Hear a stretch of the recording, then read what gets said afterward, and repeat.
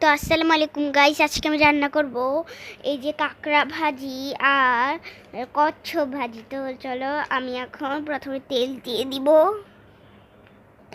দিয়ে দিব পড়ে গেছে।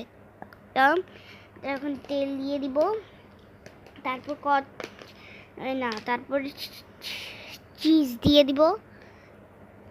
চিজ দিয়ে ভালো মতো নেড়ে নিব।